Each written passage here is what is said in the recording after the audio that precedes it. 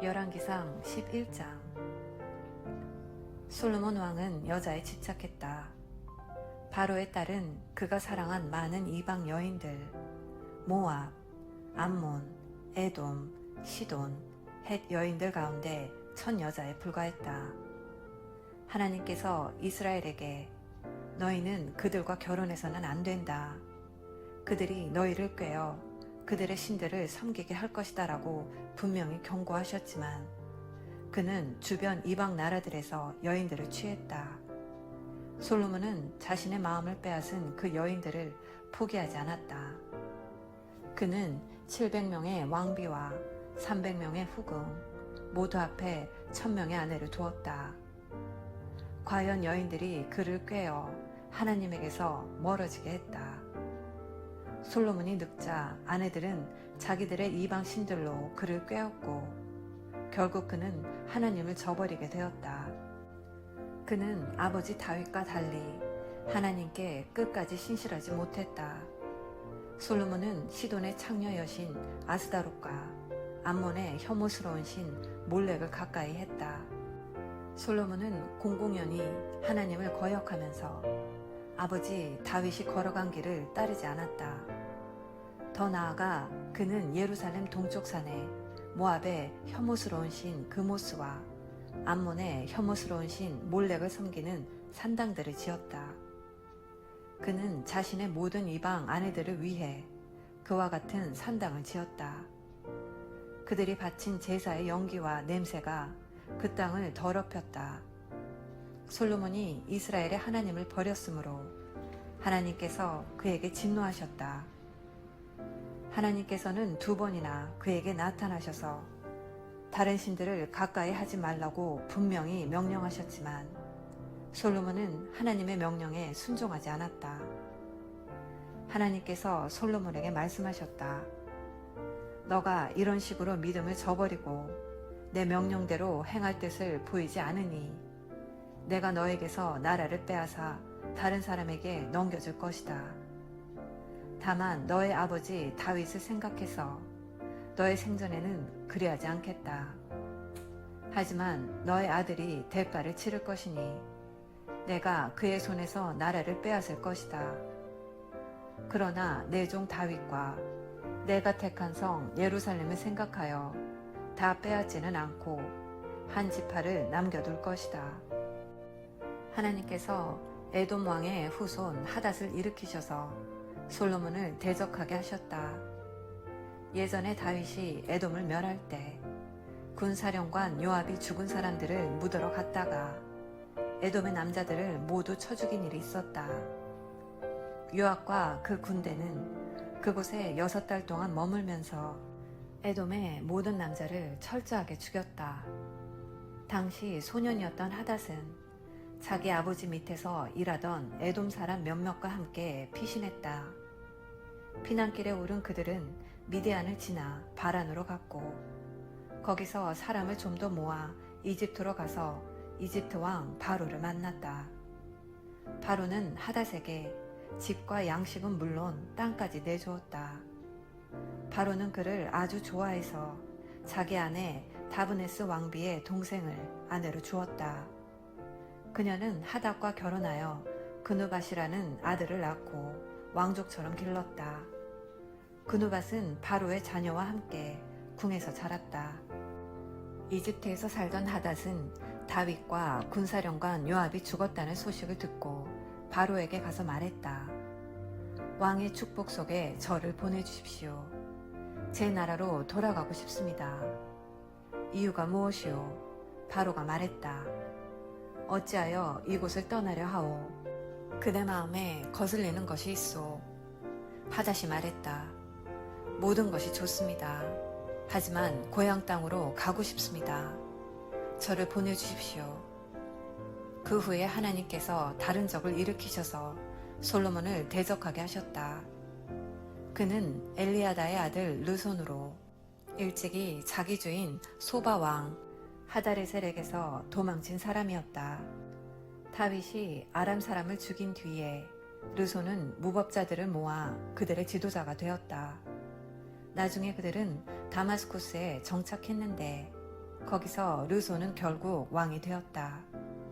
하닷처럼 르손도 솔로몬이 살아있는 동안 이스라엘을 괴롭혔다.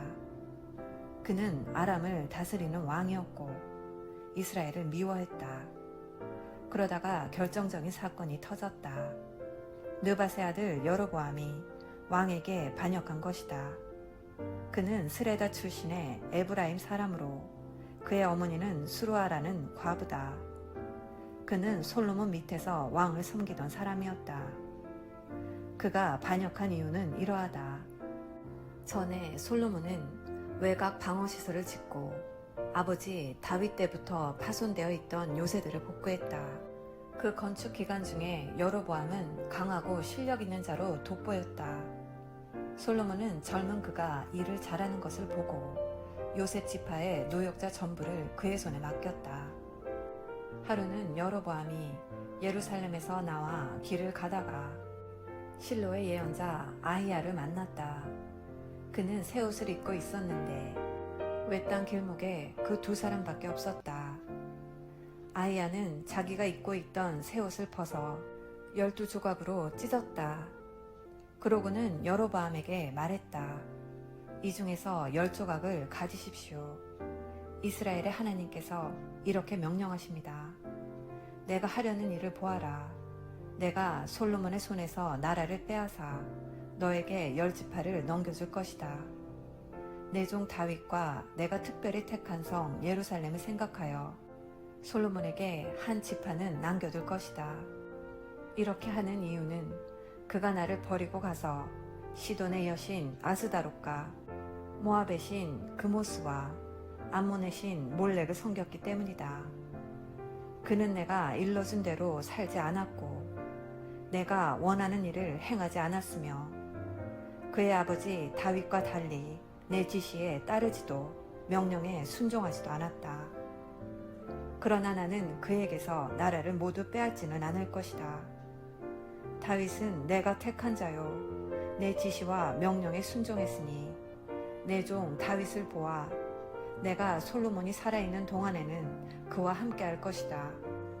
그러나 그 후에는 그의 아들의 손에서 나라를 빼앗아 너에게 10지파를 넘겨줄 것이다.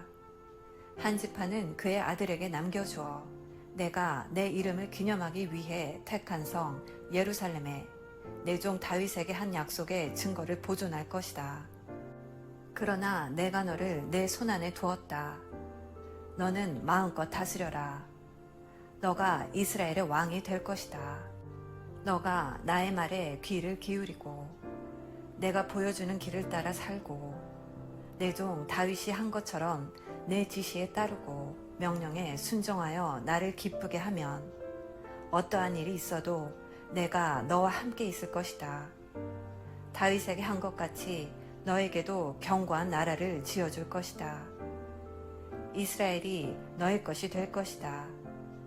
내가 다윗의 자손에게 고통과 괴로움을 내리겠지만 그 시련이 영원히 계속되지는 않을 것이다.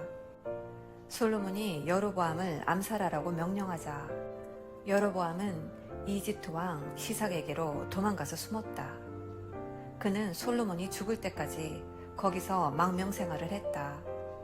솔로몬의 나머지 생애와 통치, 그가 행한 모든 일과 지혜는 솔로몬 연대기에서 읽을 수 있다. 솔로몬은 예루살렘에서 40년 동안 온 이스라엘을 다스렸다. 그는 죽어서 아버지 다윗의 성에 묻혔다. 그의 아들 르호보암이 뒤를 이어 왕이 되었다. 아멘. 오늘은 열왕기상 11장 말씀을 함께 묵상하였습니다. 솔로몬의 부귀영화는 영적인 교만과 영적인 해이함을 가져왔습니다. 10장에서는 말을 이집트에서 사오더니 이번에는 이방 여인과 결혼을 했습니다. 그런데 이들을 다만 정치적인 수단으로만 대하지 않고 이방 여인들을 사랑하였다는 것이 문제였습니다. 이방 여인들이 솔로몬의 아내로서 한 일은 솔로몬의 노년에 하나님을 떠나게 하는 일이었고 솔로몬이 그들의 신을 섬기게 하고 그 신들을 위해서 예루살렘에 온갖 신전들을 짓게 했습니다. 하나님의 율법을 어긴 채 가장 지혜로웠던 그가 지독한 우상 숭배자가 된 것입니다. 그것도 무수한 이방 신들의 말입니다. 하나님은 이미 2번이나 특별히 솔로몬에게 말씀하셨지만 그는 하나님을 떠났습니다. 이에 하나님은 진노하셨습니다. 이로써 솔로몬이 범죄할 때 사람 막대기와 인생 채찍으로 징계하시겠다고 다윗에게 말씀하신 하나님의 말씀은 그대로 성취됩니다. 이처럼 사람이 타락하는 것은 한순간의 갑작스런 사건이 결코 아닙니다. 타락의 씨는 잉태된 지 오래였습니다. 이미 솔로몬이 바로의 딸을 아내로 취할 때부터 이것은 예견된 일이었습니다. 오늘 말씀을 묵상하며 우리 또한 인생의 젊은 시절 아무리 지혜롭고 열정적이며 최선을 다하여 하나님을 섬긴다고 할지라도 방심하고 교만하면 쓰러지고 넘어져 가장 낮은 자리로 추락할 수 있는 존재임을 깨닫고 단 한순간도 하나님의 은혜를 구하지 않은 채 살아갈 수 없음을 고백하며 하나님의 은혜에서 멀어지지 않고 교만의 자리로 가지 않으며 주님이 부르시는 그날까지 겸손하게 살아가시는 복된 자녀 되시기를 예수님의 이름으로 기도합니다. 사랑의 엄마.